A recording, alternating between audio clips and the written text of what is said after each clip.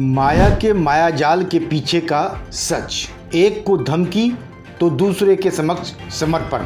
क्या है पूरी सच्चाई, आइए करते हैं पड़ताल। बहुत दिनों के बाद कुछ पहले जैसा बसपा प्रमुख मायावती का तेवर मंगलवार को देखने को मिला।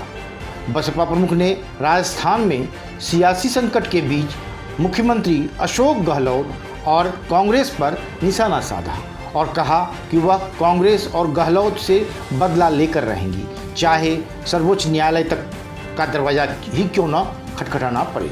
वहीं कांग्रेस की तरफ से कांग्रेस महासचिव प्रियंका गांधी ने उन पर पलटवार किया और कहा कि बसपा प्रमुख तो अब बीजेपी एजेंट की तरह बात करने लगी है। राजनीतिक जानकारों का भी मानना है कि कई मामलों में लटकी जांच की तलवार के आगे मायावती के पुराने वाले तेवर अब नहीं दिखने वाले हैं।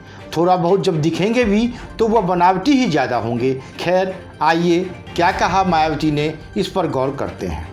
सबसे पहले मायावती ने कांग्रेस पर हमला बोला और कहा कि राजस्थान विधानसभा चुनाव के बाद बीएसपी ने कांग्रेस को अपने 6 विधायकों का समर्थन दिया था। दुर्भाग्य से सीएम गहलोत अपने दुर्भावनापूर्ण इरादे और बसपा को नुकसान पहुंचाने के लिए बीएसपी विधायकों को असंवैधानिक तरीके से कांग्रेस में शामिल कर ली।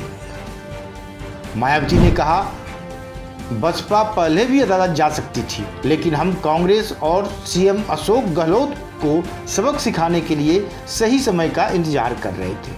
अब हमने कोर्ट जाने का फैसला किया है। हम इस मामले को ऐसे ही नहीं छोड़ेंगे, हम सुप्रीम कोर्ट भी जाएंगे।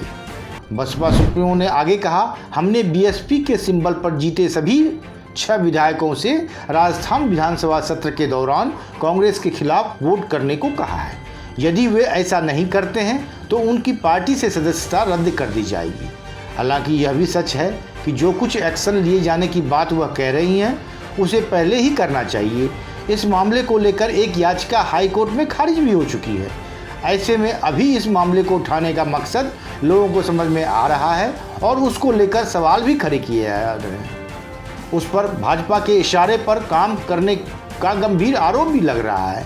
कांग्रेस की महासचिव प्रियंका गांधी वाड्रा ने पलटवार करते हुए बसपा प्रमुख मायावती को भाजपा का अघोषित प्रवक्ता तक करार दे दिया है। प्रियंका गांधी वाड्रा ने ट्वीट कर बीएसपी पर निशाना साधा और कहा कि भाजपा के अघोषित प्रवक्ताओं ने भाजपा को मदद के लिए व्हिप जारी की है, लेकिन ये केवल व्हिप नहीं है बल्कि लोकतंत्र और संविधान की हत्या करने वालों को क्लीन चिट है।